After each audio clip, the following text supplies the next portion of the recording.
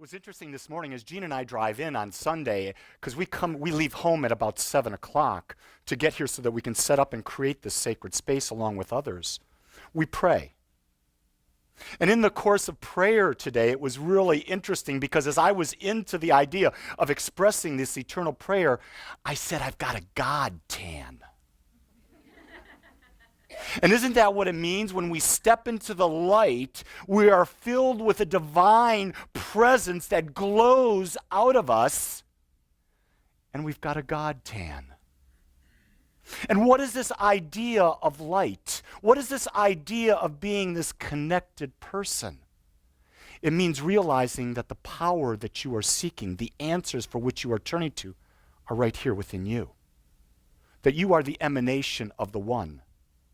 You can look at any of the religions around the world. And it was fascinating. I was in Denver on Thursday evening, and I spent 3 hours listening to Deepak Chopra do an event. And afterwards, we got to meet each other, and we got to talk. And it was fascinating because he radiated a light. And my sister, who was standing off to the side, took a picture, and she says, the two of you were like these two lights, just engulfed in each other and expanding. Because all light is the realization of truth. And the realization of truth is there is nothing lacking within you. Everything that you desire is right where you are. It's right there. And so we are constantly in this idea of realizing this truth.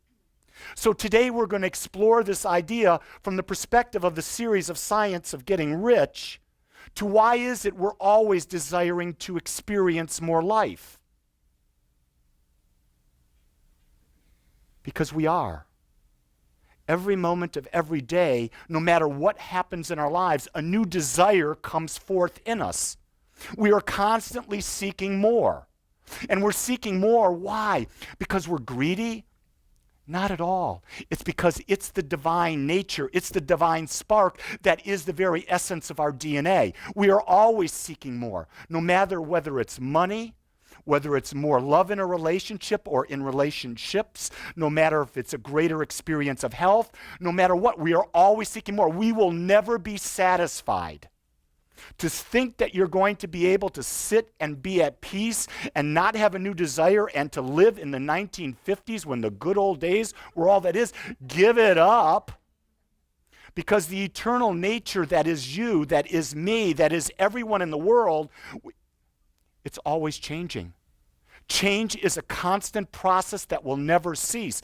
And the idea of how to be at peace with our lives is to embrace all change and to expect it. To not expect change is a source of pain. Did you hear that? To not embrace change, you will experience great pain. But if you expect change and it comes and you say, okay, all that I desire is right here in me, with me, as me, then I know that I can move through change easily, effortlessly, and joyously. And sometimes, let me rephrase that, it's not effortlessly. It's not effortlessly because there's a process of remembering. There's a process that we have to go through. We have to do our work because this idea of coping, of dealing, of thriving in life comes when we're centered in our beingness, in our oneness. And that involves a daily practice. I say it's built on the two pillars of meditation and on prayer. And when I say prayer, I do not mean beseeching or asking. When I say prayer, I mean declaring from the very essence of who you are that this is now my experience. And because my mind and God's mind are one, what I declare, it is the Word of God expressing. And when I believe that, when I embody that with the core of my being, it must demonstrate.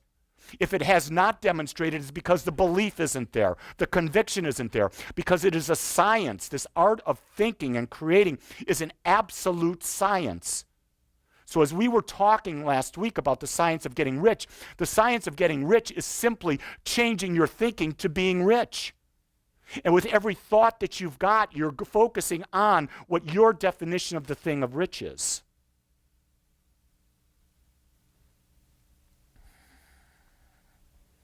People say, well, why is it, Lee, that we always want more things? Why is it that things are so important to us? Why is it we want more money? Why can't we just be at peace? Why can't we just live in love? Well, that's a fascinating question. And let's think about that for a second. Are we the divine, just totally divine, where we're just being? We're just beingness.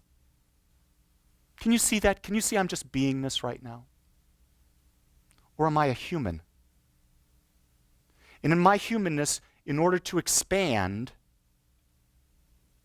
the things allow me to expand faster. Simply take the idea that we have created the internet. Think that we've created cell phones and computers and applications that allow us to instantaneously connect with everyone in the world who has a portal into this beingness or this mind called the internet. By having these things of a cell phone that's intelligent or a computer that allows us to connect, information that we would never have received in our lives is now at our fingertips. So with all of this new information coming into our lives, we are more capable now than ever of finding out ideas and truths that we can now start to think more clearly, and we can cause an expansion within ourselves that realizes the greaterness of who we are. Okay, so when I think about the idea of more money, I love money. Can I be more clear about that? Anyone here does not love money? Raise your hand if you don't love money. If you don't love money, please give it to me. I love it. But here's the thing about loving money. I'm not attached to it. Money is an object, an energy that you exchange, that flows. And when that money is moving in flow, there's a balance in our lives. And when that flow's there and we feel the flow, what happens? When an athlete gets into the flow, gets into the zone, they excel, they perform at a greater level. So when we've got our money flowing, which is an energy, more comes to us. When we block ourselves and say there's a limited supply, we have built a wall that causes a financial constipation in our experience. When we build a wall saying that I only deserve this much love, we build a constipation in the love that we can receive. The same thing for health. Do you understand that all life is energy, and energy takes all of these different forms, these shapes, these sizes, everything. And when we open ourselves to the infinite flow that's within us, there is nothing that cannot change. Did you hear that? There is nothing that cannot change. I listened to 3 stories while I was in Denver from 3 different friends that I had the opportunity to meet with that have had miraculous healings in their lives because they opened themselves to an idea of a new modality, and that modality is this aspect in Brazil called John of God. John of God is a healer if you have not heard of John of God. He has been doing this for almost 40 years, where he literally, Edwin Gaines talked about it several weeks ago, where she had a brain aneurysm. And she was here in the United States. And he did a remote surgery on her during a specific time, and she felt something going on in her brain. And then she slept afterwards for 24 hours. And a week later, she felt the stitches being removed from her. And then a month or so, whatever the time frame was, she went to the doctor, and the doctor found no brain aneurysm. Well, these people that I met in Denver said the same things happened to them. So what was it that cured them? It was a connection, and it was a consciousness. You see, when you are connected into the aspect of oneness, into the purity of oneness, anything and everything is possible, because the only limitation is the human mind. The divine mind doesn't have any idea of imitation. If you think about it, we take this idea that science knows everything, okay? And so science says there was this big bang 13.9 billion years ago, okay? Whatever the number is. And science can, through the supercomputer model, take it down to a fraction of a second.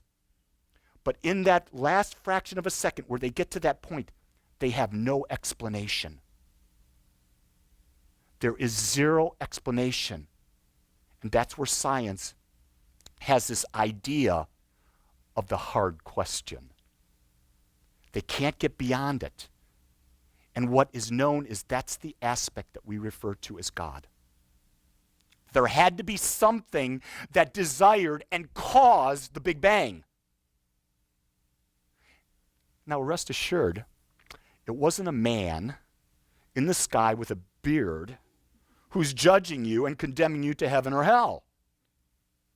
I want to really get clear about that because it's impossible to have hell. It's impossible that there's a place where people go to and are damned for eternity because think of this. If there's God and God is infinite, there's nothing but God.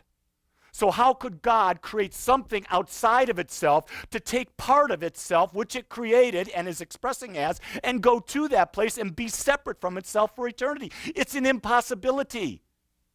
That was something created in old days to cause fear, to control people. Well, people today are now uncovering their greatness. They're uncovering there is religion, and religion means my individual connection with the oneness of God. And when I recognize it, I can see yours and yours and yours, and I can see the entire world's. So we are not about being a Christian world. We are not about being a Muslim world. We are about being one world. Anytime we see someone as separate from ourselves, we are limiting ourselves in every aspect of our being because we are all connected no matter how we want to look at it. There is an interconnection of all things. It must be if you buy into the idea that there's an eternal power and presence. If you believe that someone is separate from you, then you don't believe in God. It's just that simple. If you feel that you are separate from someone, you are not in a state of oneness. And when you're not in a state of oneness, there's no way you can experience the power that you have to create. So when people say that I'm black, I'm white, I'm male, I'm female, I'm gay, I'm straight, I'm rich, I'm poor, I'm sick, I'm healthy, that's a label. The fact is, we're one. And how we express that is perfect. Did you hear that? How we express it is perfect.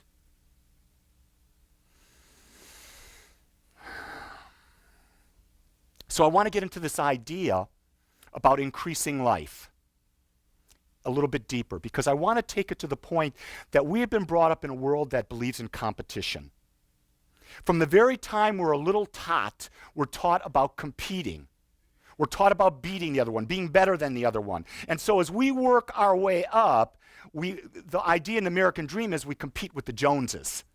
The Joneses got this, so I got to have that. Or we get into the corporate world, and we've got to be better than them. Do you realize that anytime you're competing, you're saying that there's a limited supply? You're denying the very aspect of the infinite. You're denying the aspect of God. If you are competing and you get your wealth through competing, I will guarantee you it may feel good for a moment, but you're going to lose it in the next. Because that means that someone is always competing for your wealth. But here's the thing. If you understand the idea that wealth is unlimited, and what you're doing is you're creating a service that is the heart of what you desire, it's something that you enjoy, and when you create that service and the more service you give, the remuneration comes to you greater and greater. And so you have the opportunity now, knowing that there's an infinite supply out there, to collaborate. Meaning that as a minister, I can collaborate with every minister in the Metroplex and never worry about how my community's doing because I realize that there's an infinite supply. There is millions, there's billions of people looking to hear spiritual truth. Now I want you to know that this is not the only spiritual truth. This is not the only way spiritual truth is coming. I want you to know that Agape is just one of a zillion places that you can hear this truth. I accept that. I embody that. I embellish that because as I listen to others express their truth, it allows me to question and get deeper in my truth. Do you hear that? So there's never a right or a wrong. There's just this way or that way. And we can glean from that the perfection of life. And when we go to that idea that everyone has a point, everyone has a purpose, everyone has another way of doing it, do we not bring into our lives an abundance of ideas? And when we have abundance of ideas, we can process them, because isn't abundance taking one idea and building on it, and building on it, and building on it, and building on it? You see, there's a balance in life. And that balance is that life requires us, to balance and grow in all of the functional areas of our life. The physical, the mental, and the spiritual. In the physical, it's about our body. So what is the vehicle? What is this vessel that we have that we get to go through life with? And God, as itself, has given us all of the ability within us to make that body temple anything we desire. When we choose to make it so, it will become so. And that's a whole series of talks. When we desire to be rich, to experience the physical comforts, and to have a greater and greater desire of how we're going to use them to make this world a better place. You see, having physical... If I could right now, the thing that I would do in the world is I would try to make sure that everyone in the world had the opportunity for three things: food and water, shelter, and education. Because if people have food and water, the very essence of living is taken care of. If they have shelter, they've got a place that they can be safe. If they're educated, then they can think. And I'm not talking about education from the standpoint of knowing history and knowing all of these things that we're fed in our educational system. I'm talking about the idea that we teach the world how to form an idea and how to take that idea and progress through that idea freely so that we come up with our own conclusion, not conclusions that are fed to us. You see, as you go through your life now, I'm going to say to you, when you're hearing all of the politics going on, as you're hearing all of the financial information going on, don't accept it. You think about everything, because both sides of the equation are going to have great ideas. I don't care who you're for. Don't be against anyone. Did you just hear that? Because the second you say, I'm for this person, it's not for that person. I'm for the views that I believe they're expressing. That's positive, because that's for more life. When you say you're against someone or you're against ideas, you're now saying, I'm not for life. Are you hearing what I'm saying here? Now, this is a tough lesson, because this is not the way society says. They'll say who you're for and who you're against. I'm asking you to step into your own greatness, whatever it is, and say, this is the idea that I support. But make sure you understand the idea no matter what aspect of life it's in. You question your doctors, you question your financial advisors, you question your parents, you question the politicians, you question everyone. Because you know the answer, and you don't have to accept it from anyone else's paradigm, because you were not brought here to be in the shadow of anyone. So then we come to the mental. And the mind is constantly seeking to know more information, to expand more. See, the more information we know, and we combine that with our physical aspect, the greater the desire within us to experience more comes. And the greater the desire, the more we can apply our directed thought. And when we apply our directed thought, we can create a new experience. And from there, we can be birthed. The idea of how do we train our children, it's not by talking to them. It's not by telling them. It's by exemplifying to them. Your children will not believe a word you tell them. Get over it. They're going to watch every word you speak. They're going to watch every action you take. They're going to read your energy. They're going to read that energy, and your words don't have to say anything. They're going to take your energy. They know automatically if they're unconditional loved or you're loving them conditionally. You can look at your partner and know if they're conditionally loving you or unconditionally loving you. Because to be unconditional means you accept the allness of someone, the good and the bad, and you bring it together in balance, and you're at peace. The other aspect is the spiritual side. You see, you can't be all spiritual, you can't be all mental, you can't be all physical. The spiritual side of life is not living in a Buddhist monastery meditating 24 hours a day. That's not why we're here. But to meditate in the morning for 15, 20 minutes, in the evening for 15 or 20 minutes, that's within our realm. To speak our mind in prayer and set an intention and a direction, that's within our realm. To live in directed thought, we can do that. You see, we don't have to separate ourselves from being it. Jesus didn't say, separate yourself from the world. He says to recognize your oneness and be in the world, but also be in the oneness. Do you see, that's the living of the double thread of life. It's the balancing of the spiritual and the human together. Here's the thing that'll open your mind to more abundance than you've ever imagined. I'm looking at you. And I'm looking at you like your father. The very first time he opened his eyes and looked into the eyes of his child. And he didn't see any limitation. He saw an infinite possibility. And in that moment, the only thing that he wanted was that beautiful expression, that beingness of love, experience as much joy, health, peace, and abundance, and love as possible. See, every parent, when they look at their child when they were born, or they look in any child, cannot help but express that. That is the DNA of God coming out, seeing itself in that child, in that other person, and saying namaste. See, we hear that word a lot, and it's become cliche to say namaste. But namaste means I see the divine as you. And in your reflection, I can see the divine as me. See, because people reflect back to you what you are. Did you hear that?